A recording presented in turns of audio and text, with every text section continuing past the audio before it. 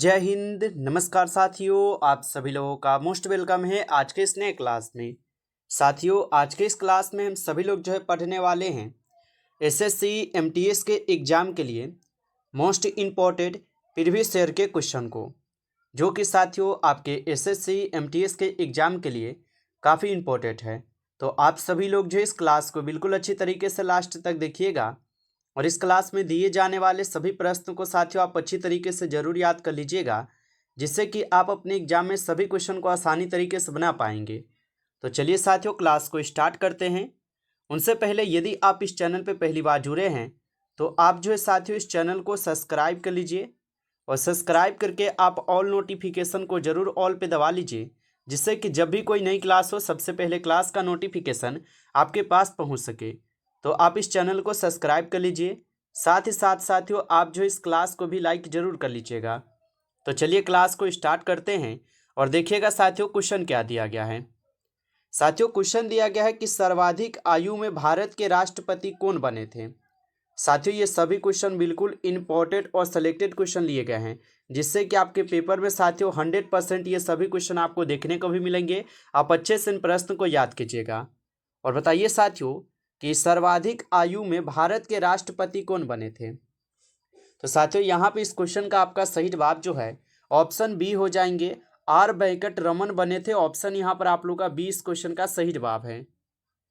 चलिए अगला प्रश्न देखिएगा साथियों, क्वेश्चन दिया गया है कि मंदिर बनाने की बेसर शैली किस क्षेत्र से संबंधित है। चलिए बताइएगा साथियों, मंदिर बनाने की बेसर शैली किस क्षेत्र से संबंधित है। तो साथियों याद रखेंगे विंध्य कृष्णा क्षेत्र से संबंधित है। ऑप्शन ए आपका यहाँ पे सही जवाब है साथियों, याद रखेंगे विंध्य कृष्णा क्षेत्र से है। चलिए आगे देखिएगा साथियों, क्वेश्चन है कि सारनाथ स्तंभ का निर्माण किया था। चलिए बताइएगा साथियों कि सारनाथ स्तंभ का निर्माण किसने किया था। तो सारनाथ स्तंभ का निर्माण अशोक किए थे। ऑप्शन यहाँ पे साथियों बी इस क्वेश्चन का सही जवाब दिए गए हैं, अशोक किए थे साथियों, याद रखेंगे। चलिए अगला प्रश्न देखिएगा साथियों, क्वेश्चन है कि अजंता में किस गुफा में मरणासन राजकुमारी का चित्रण है। तो अजंता में किस गुफा में मरणासन राजकुमारी का चित्रण है। तो साथियों याद रखेंगे गुफा 16 में है। ऑप्शन ए आपका सही जवाब है, गुफा 16 में है, याद रखिएगा। अगला प्रश्न आता है साथियों आपका, भारत का पहला और सौर ऊर्जा संचालित द्वीप जिला कौन बन गया है। बताइए साथियों, ये सभी क्वेश्चन काफ़ी इंपॉर्टेंट और वीवीआई सेलेक्टेड क्वेश्चन है साथियों, जिससे कि आपके पेपर में साथियों 100% यहाँ से क्वेश्चन आपको देखने को भी मिलेंगे। तो आप अच्छे से इन प्रश्न को याद कीजिएगा और बताइए साथियों कि भारत का पहला सौर ऊर्जा संचालित द्वीप जिला कौन बन गया है। तो यहाँ पे साथियों याद रखेंगे द्वीप बन गया है। ऑप्शन यहाँ पर आप लोग का बी सही जवाब है, द्वीप हो जाएंगे। आगे देखिएगा साथियों, क्वेश्चन है गंगा नदी के तट पर कौन सा शहर साथियों स्थित है। चलिए बताइएगा गंगा नदी के तट पर कौन सा शहर स्थित है। तो गंगा नदी के तट पर साथियों याद रखेंगे कानपुर शहर स्थित है। ऑप्शन सी इस क्वेश्चन का सही जवाब है, कानपुर शहर।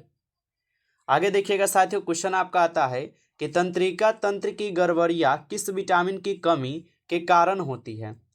बताइए साथियों, तंत्रिका तंत्र की गड़बड़ियाँ किस विटामिन की कमी के कारण होती है।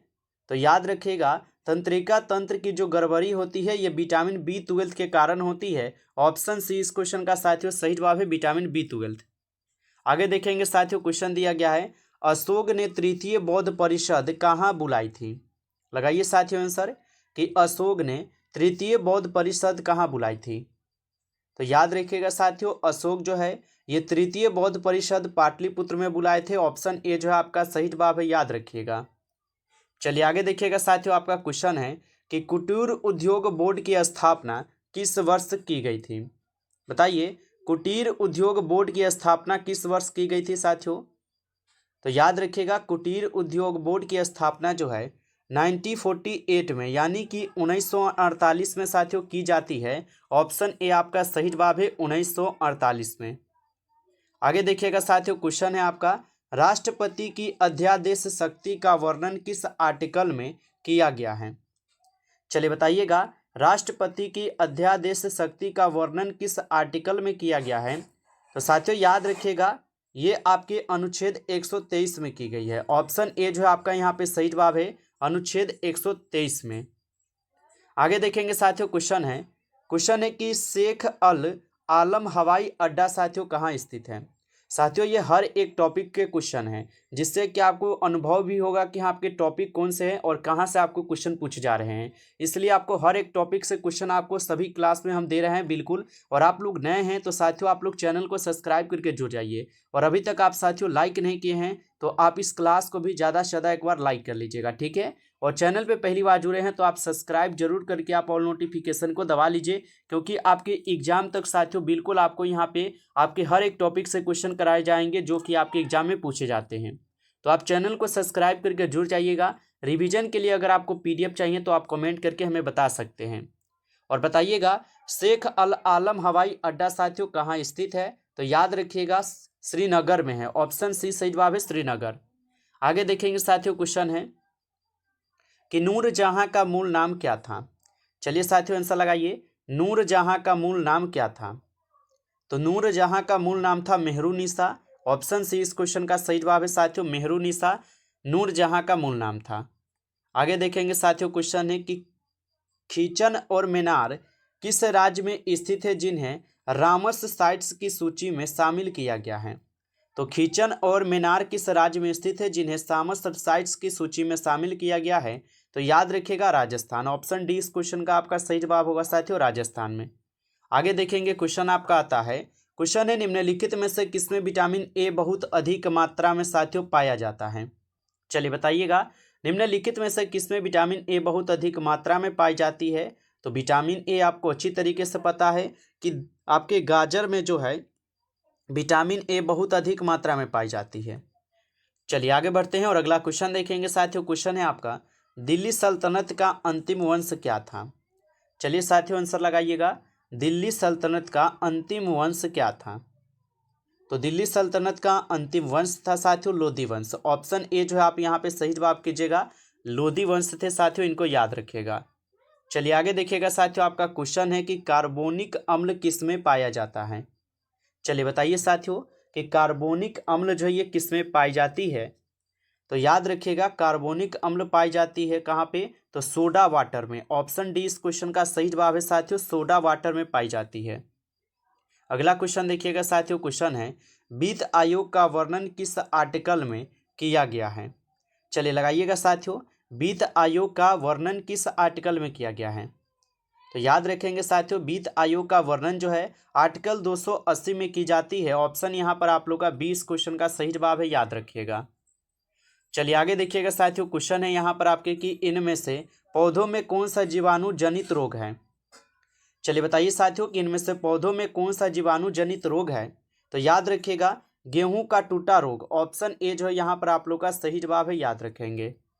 चलिए अगला प्रश्न देखिएगा साथियों, क्वेश्चन है कि गोल्डन शार्क किसका प्रसिद्ध नाम है। चलिए लगाइएगा आप सभी लोग कि गोल्डन शार्क जो है ये किसका प्रसिद्ध नाम है। तो याद रखिएगा साथियों, गोल्डन शार्क जो है ये आपके माइकल प्लेम्स का जो है ना नाम है गोल्डन। ऑप्शन यहाँ पे डी सही जवाब है। आगे देखिए साथियों, क्वेश्चन है और क्वेश्चन क्या दिया गया है आप सभी लोगों का कि भगत सिंह की क्रांतिकारी गतिविधियों में उनके गुरु और मार्गदर्शक कौन थे। लगाइए साथियों आंसर कि भगत सिंह की क्रांतिकारी गतिविधियों में उनके गुरु और मार्गदर्शक कौन थे साथियों। तो साथियों याद रखिएगा उनके गुरु और मार्गदर्शक थे आपके लाला लाजपत राय। ऑप्शन ए जो है आपका यहाँ पे सही जवाब है, लाला लाजपत राय। अगला क्वेश्चन देखेंगे साथियों, क्वेश्चन है परमाणु ऊर्जा अधिनियम किस वर्ष जो है ना पारित किया गया था। चलिए बताइए साथियों, परमाणु ऊर्जा अधिनियम किस वर्ष पारित किया गया था। तो याद रखिएगा साथियों, परमाणु ऊर्जा अधिनियम पारित होता है 1962 में। ऑप्शन सी सही जवाब है साथियों, 1962 में। अगला क्वेश्चन है साथियों, दोनों सदनों की संयुक्त बैठक का प्रावधान किस आर्टिकल में किया गया है। चलिए बताइएगा साथियों कि दोनों सदनों की संयुक्त बैठक का जो प्रावधान है किस आर्टिकल में किया गया है। तो साथियों याद रखेंगे आर्टिकल 108 में की जाती है। ऑप्शन डी जो है ना आपका यहाँ पे सही जवाब है साथियों, आर्टिकल 108 में। अगला क्वेश्चन देखिएगा साथियों, क्वेश्चन है 1906 में कलकत्ता में आयोजित कांग्रेस अधिवेशन के अध्यक्ष कौन थे। लगाइए साथियों आंसर क्या होगा, 1906 में कलकत्ता में आयोजित कांग्रेस अधिवेशन के अध्यक्ष कौन थे। तो साथियों याद रखेंगे आप सभी लोग दादा भाई नौरोजी हो जाएंगे। ऑप्शन बी जो है आपका यहाँ पे सही जवाब है, दादा भाई नौरोजी। अगला नंबर प्रश्न देखिएगा साथियों, क्वेश्चन है आप सभी लोगों का 26 नंबर, भूटान की राजधानी का क्या नाम है? चलिए बताइएगा साथियों, भूटान की राजधानी का नाम क्या होगा? तो भूटान की राजधानी का नाम है साथियों यहाँ पे थिम्पू। ऑप्शन यहाँ पर आप लोग का सी सही जवाब है, थिम्पू हो जाएंगे। ऑप्शन सी को सही जवाब कीजिएगा। चलिए अगला प्रश्न देखिएगा साथियों, क्वेश्चन है भारत में स्पेस एप्लीकेशन सेंटर कहाँ स्थित है? चलिए लगाइएगा साथियों आंसर, भारत में स्पेस एप्लीकेशन सेंटर कहाँ स्थित है? तो याद रखेंगे साथियों, भारत में स्पेस एप्लीकेशन सेंटर स्थित है आपके अहमदाबाद में। ऑप्शन बी इस क्वेश्चन का सही जवाब है साथियों, अहमदाबाद में है, याद रखेंगे। चलिए अगला प्रश्न देखिएगा साथियों, क्वेश्चन आता है आपका कि प्रधानमंत्री उज्ज्वल योजना कब शुरू की गई थी? चलिए बताइएगा साथियों, प्रधानमंत्री उज्ज्वल योजना जो ये कब शुरू की गई थी? तो प्रधानमंत्री उज्ज्वल योजना शुरू की जाती है 2016 में। ऑप्शन सी इस क्वेश्चन का सही जवाब है, 2016 में। नेक्स्ट क्वेश्चन देखिएगा साथियों, क्वेश्चन है जवाहरलाल नेहरू बंदरगाह किस राज्य में स्थित है?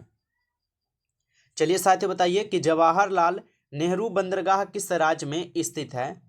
तो साथियों याद रखेंगे ये आपके महाराष्ट्र में है। ऑप्शन यहाँ पर आप लोग का डी सही जवाब है साथियों, महाराष्ट्र में है, याद रखेंगे। अगला प्रश्न देखिएगा साथियों, क्वेश्चन है कि भारत चीन सीमा को कितने सेक्टरों में बांटा गया है? तो भारत चीन सीमा को कितने सेक्टरों में बांटा गया है? तो साथियों याद रखिएगा इनको कुल आपके 3 सेक्टरों में बांटा जाता है। ऑप्शन यहाँ पर आप लोग का बी सही जवाब है, 3 सेक्टरों में। आगे देखिए साथियों, क्वेश्चन आता है आपका कि अमीन द्वीप निम्न में से किस केंद्र शासित प्रदेश का हिस्सा है? चलिए बताइए, अमीन द्वीप निम्न में से किस केंद्र शासित प्रदेश का हिस्सा है? तो अमीन द्वीप हो जाएंगे साथियों लक्षद्वीप का हिस्सा। ऑप्शन डी इस क्वेश्चन का सही जवाब है, लक्षद्वीप हो जाएंगे। अगला क्वेश्चन देखिएगा, क्वेश्चन है कि मार्तंड सूर्य मंदिर किस राज्य में स्थित है? बताइए साथियों कि मार्तंड सूर्य मंदिर किस राज्य में स्थित है? तो यह स्थित है जम्मू कश्मीर में। ऑप्शन सी इस क्वेश्चन का सही जवाब है साथियों, जम्मू कश्मीर।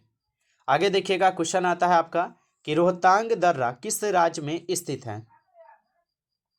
तो रोहतांग दर्रा जो है साथियों ये किस राज्य में स्थित है? तो रोहतांग दर्रा स्थित है हिमाचल प्रदेश में। ऑप्शन सी इस क्वेश्चन का सही जवाब है, हिमाचल प्रदेश। अगला क्वेश्चन देखिएगा साथियों, क्वेश्चन है किस राज्य की सीमा भारतीय राज्यों से जुड़ी है? चलिए आंसर लगाइए, यहाँ पे 34 क्वेश्चन है कि किस राज्य की सीमा भारतीय राज्य से जुड़ी है? तो याद रखेंगे साथियों सिक्किम की जो है ना सीमा भारतीय राज्य के साथ जुड़ी है। तो ऑप्शन डी हो जाएगा इस क्वेश्चन का आंसर, सिक्किम के हो जाएंगे।